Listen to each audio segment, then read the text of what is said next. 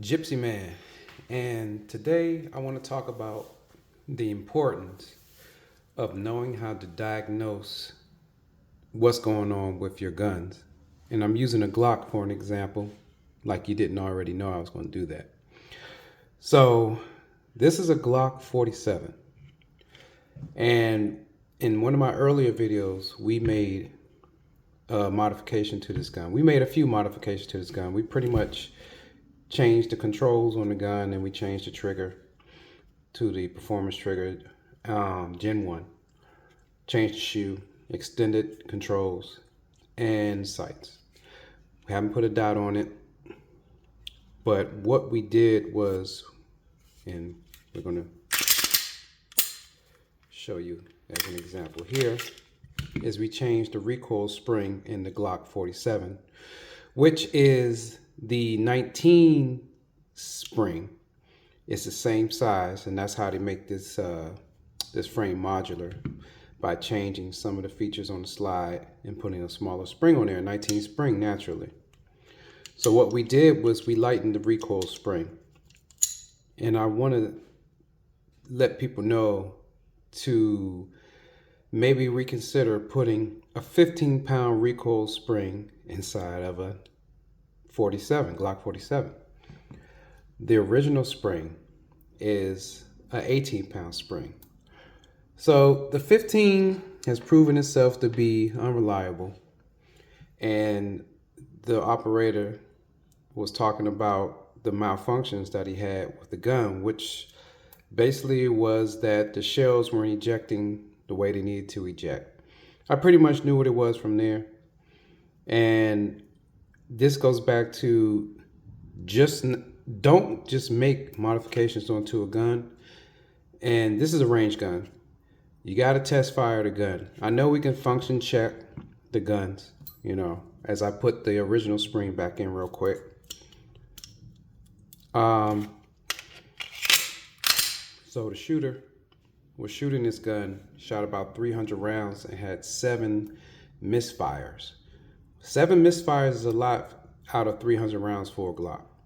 So at that moment, I thought what was done to the gun and what can cause something like that. I automatically went to the recoil spring, more than likely being too light for the 47 slide. And I'm probably sure that the gun, I thought at first that it just wasn't going into battery, which might have been a couple of misfires.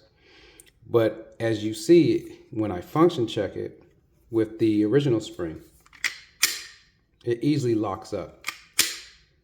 And I want you to take notice on how it sounds. When I rack it, okay, now remember that sound.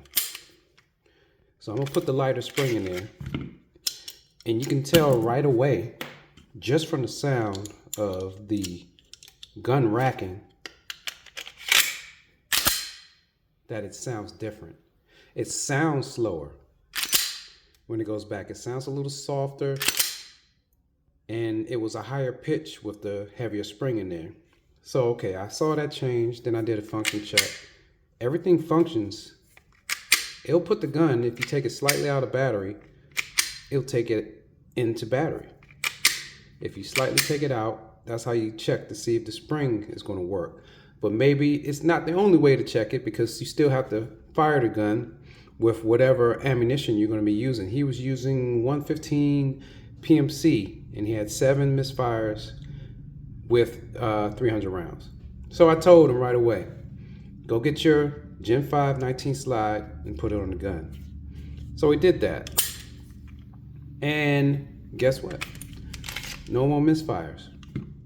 So I knew by putting that on there that not only would it have the factory spring rate in there, that would more than likely fix the issue, because it's a Glock and it was brand new. So I knew nothing was wrong with the gun. It was just the spring, or more importantly for this video, warning for the modifications that you make to the gun. Like I told you earlier, this is a range gun, so we weren't so worried about him carrying this gun or making this an EDC. It was a range gun. So if you want to have these things come up and be issues, let it be a range gun, competition gun, and then you can easily fix it without jeopardizing your life and the loved ones. So we put the original spring in and you hear the difference right away. It's strong, it's positive.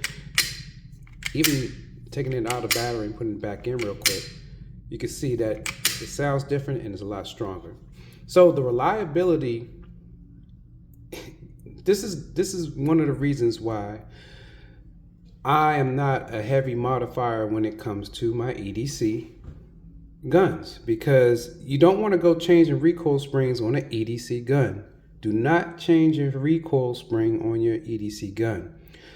Your EDC guns need to be as close to stock as possible. What the manufacturer tests is what that's what they're gonna go with. You can't blame it on the gun once you've touched it, right?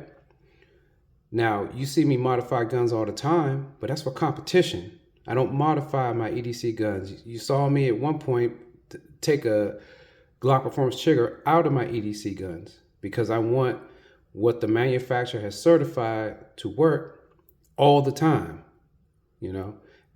And their recommendation for the Glock Performance trigger is not for carry or EDC, it's for competition.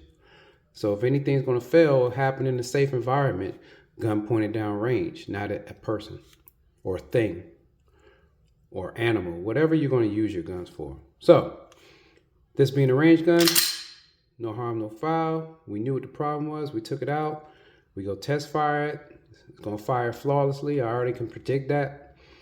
And what I do want to talk about a little bit is that the reason why we took this to a single spring from the double spring that is inside of your Glock's OEM spring.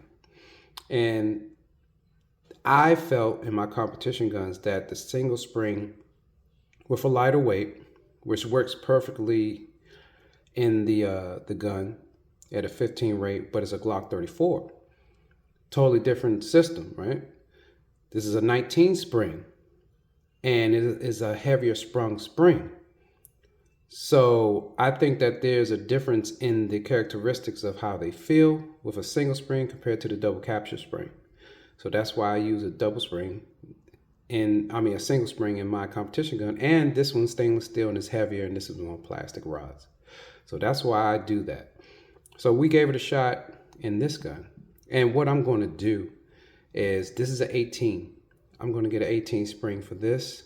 And I can predict that when I get this, and I will test fire it after that, that we won't have any more problems because we have the same spring rate in there.